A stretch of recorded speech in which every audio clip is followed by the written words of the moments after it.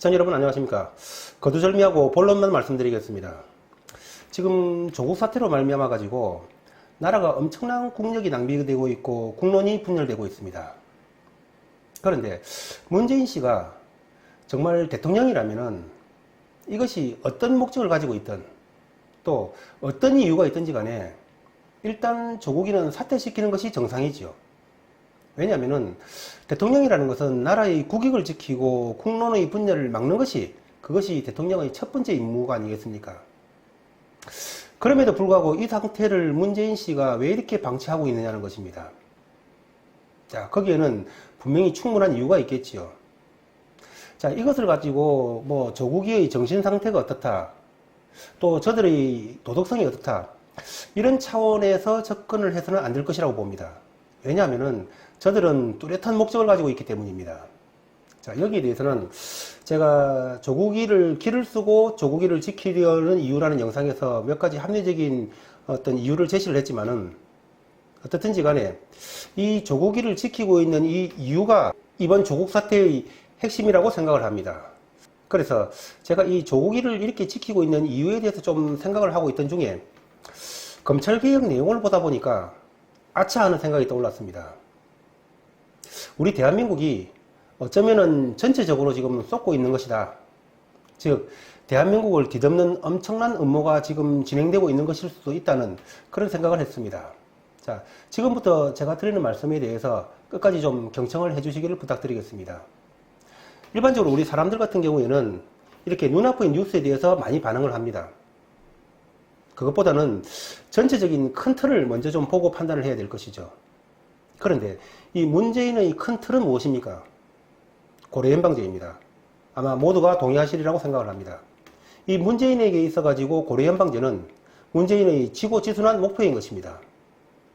그것은 문재인의 대선 공약에도 들어있지요. 그런데 우리 국민들이 고래연방제가 문재인의 대선 공약에 들어있다는 것을 아는 사람이 얼마나 됩니까? 저부터도 사실은 몰랐습니다. 아마 우리 국민들 중에서 문재인의 대선 공약 안에 고려연방제가 들어있다는 것을 아는 국민들은 0.1%도 안 될 것이라고 생각을 합니다. 그런데 이 대선 공약에 들어있다는 것은 사실은 중요한 얘기죠. 왜냐하면 그러한 것을 대선 공약에 가지고 있는 후보자를 국민들이 찍었다는 것은 문재인 측에서 생각할 때는 우리 고려연방제를 국민들이 지지했다고 주장을 하고 우길 수도 있는 것이죠. 그런데 현실적으로 고려연방제는 어떻습니까? 압도적 다수의 국민들이 부정을 하고 있습니다. 아마 제가 생각할 때는 종북들 한 10% 정도 빼놓고는 다들 부정을 할 것입니다. 그런데 정작 이 종북들조차도 막상 고려연방제로 실제를 한다고 한다면은 반대를 할 것이라고 생각을 합니다. 그렇게 본다면은 이 고려연방제에 찬성하고 있는 국민들은 제가 볼 때는 1, 2%도 안 될 것이라고 생각을 합니다. 그런데 이렇게 압도적인 국민들이 부정을 하고 있는 고려연방제를 문재인이는 언제까지 완성해야 된다는 겁니까? 자기 임기 중에 완성해야 되는 것입니다. 그런데 이렇게 압도적 다수의 국민들이 부정을 하고 있는 고려연방제가 현 사법체제 하에서 가능하겠습니까? 택도 없는 소리고 절대 불가능한 얘기죠. 그렇다면 이 불가능한 것을 가능하게 하려면 어떻게 해야 되겠습니까? 바로 답은 하나입니다. 윗동네처럼 김정은이 치하에 있는 독재체제로 만들어버리면 되는 것입니다.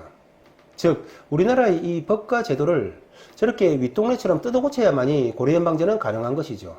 그런데 어떤 사람들 같은 경우에는 이렇게 수백만 인파가 광화문 광장으로 뛰쳐나오고 나라가 뒤비지고 국정 지지율이 이렇게 하락하고 있는 것까지도 문재인이가 감내하면서 과연 그렇게 하겠느냐고 생각을 하시는 분도 계시겠지만은 영화 타짜에서 보시게 되면은 이 사기꾼들이 처음부터 사기는 안 칩니다.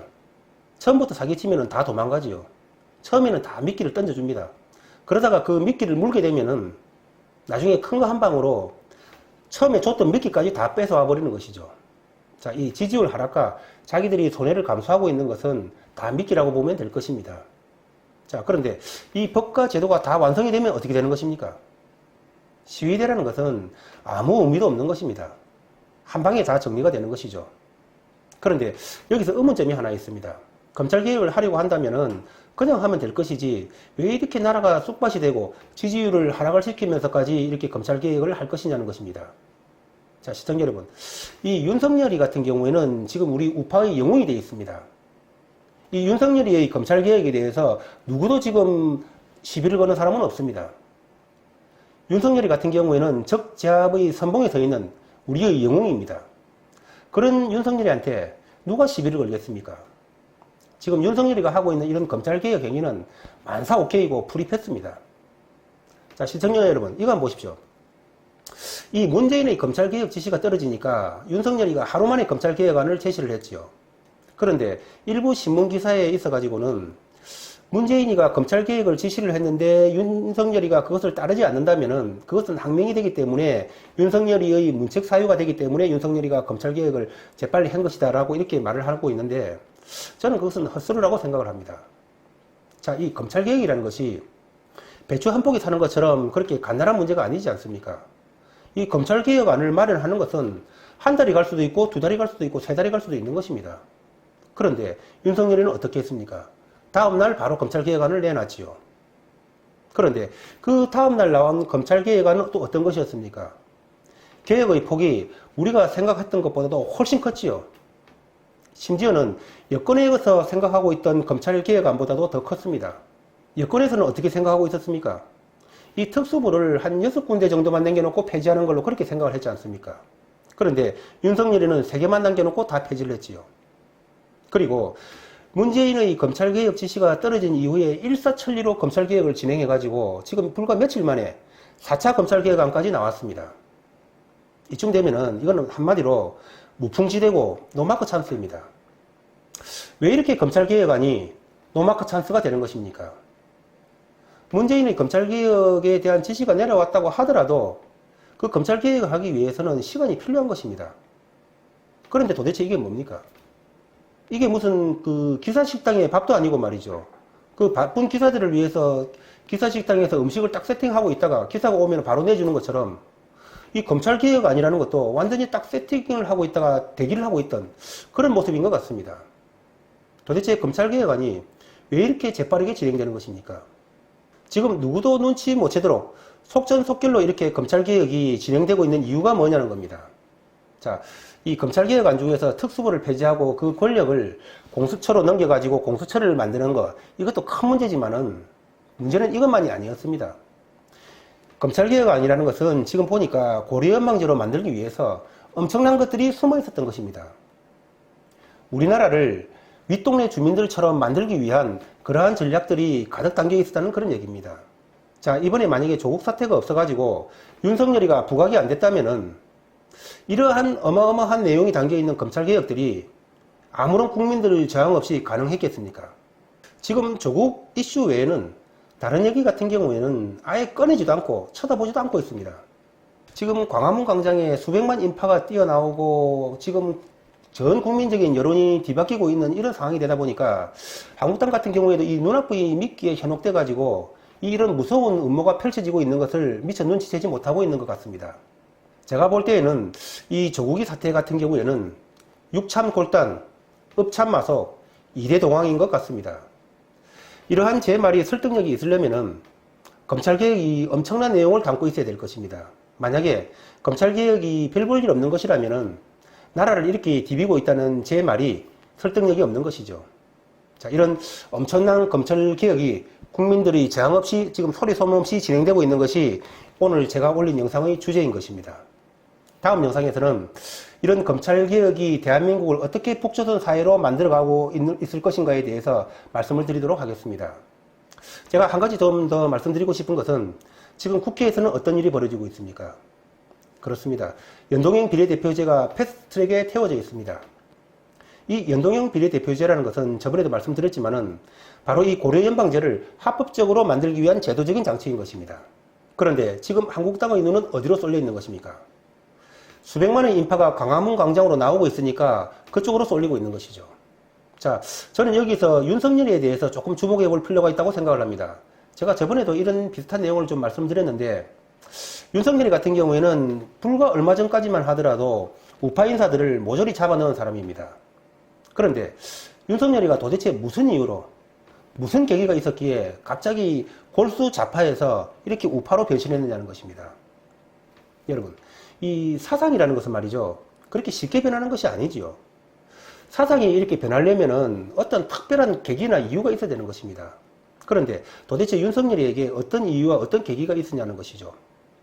그렇게 본다면은 지금 이 윤석열이가 조국을 치는 것이 사실일 수도 있고 아닐 수도 있다는 것입니다. 우리 대한민국 국민들이 쉽게 이렇게 홀라당 넘어갈 그런 일이 아니라는 얘기입니다. 왜냐하면은 이것은 대한민국의 운명이 걸린 문제이기 때문에 우리는 꼼꼼하게 한번 따지고 짚고 넘어가야 된다는 그런 얘기입니다. 결론적으로 말씀드리면은 문재인의 지고지순의 목적은 고려연방제입니다. 이 고려연방제를 만들기 위해서는 국민들을 윗동네 주민들처럼 꼼짝 못하게 만들어야 되는데 그렇게 하기 위해서는 독재 권력이 필요한 것입니다. 그 독재 권력을 획득하기 위해서 지금 진행하고 있는 것이 공수처고 검찰개혁인 것입니다. 자, 이러한 검찰개혁을 국민의 저항 없이 신속하게 검찰개혁을 하기 위해서 그리고 이 패스트트랙에 태워져 있는 연동형 비례대표제에 대해서 한국당의 시선을 분산할 목적으로 이 두 가지 목적으로 초대형 스캔들을 일으킨 것이 저는 이번에 조국 사건이라고 보고 있는 것입니다. 자, 그렇다면은 이렇게 많은 출혈을 하고도 이런 사건을 진행할 수 있는 이유가 뭐겠습니까? 이 법과 제도를 완성한 이후에는 잃었던 것을 다 찾아올 수 있는 것이죠. 한마디로 말하면은 처음에 던져줬던 미끼들마저도 나중에 큰 거 한 방으로 다 땡겨올 수 있다는 그런 얘기입니다. 무슨 말씀이냐면은 김정은 사회에 있어가지고 국민들의 지지가 필요합니까? 오로지 그 사회는 통치만이 존재하는 것이죠. 국민들의 지지 따위는 필요가 없습니다. 그렇다면은 법과 제도를 다 만들어 놓은 다음에는 몽땅 한 방에 다 찾아올 수 있기 때문에 가능하다는 그런 얘기입니다. 제가 드리는 이 말씀은 팩트는 아닙니다. 그렇기 때문에 아닐 수도 있는 것이죠.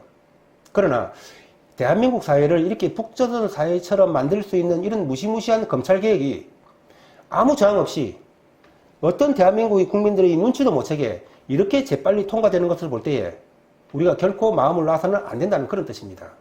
자, 이 법제도를 완성하고 나서 어쩔래 이런다면은 도대체 어쩔 것입니까? 그 이후에 국민들의 여론을 잠시 무마하기 위해서 조국이를 물러나게 한 이후에 법과 제도를 국민들이 꼼짝 못하게 완전히 다지고 난 이후에 조국이를 다른 자리에 앉힌다면은 그때는 어쩔 것이냐는 얘기입니다. 자, 조국 자택에 대한 압수 지연을 시킴으로 인해 가지고 숨길 것은 다 숨겼습니다. 그리고 휴대폰에 대해서는 아직도 압수수색이 진행이 안 됐지요.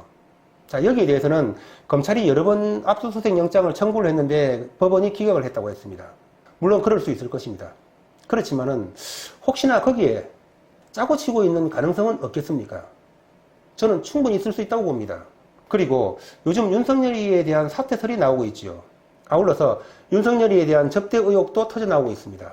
저는 이런 것들도 어찌 본다면은 국민들 앞에서 윤석열이가 탄압받고 있다는 모습을 연출하는 것일 수도 있다고 생각을 합니다. 자, 여기서 우리가 한 가지 짚고 넘어가야 될 것은 앞에서 제가 말씀드린 시나리오가 맞다면은 조국이가 희생양이 되었습니다.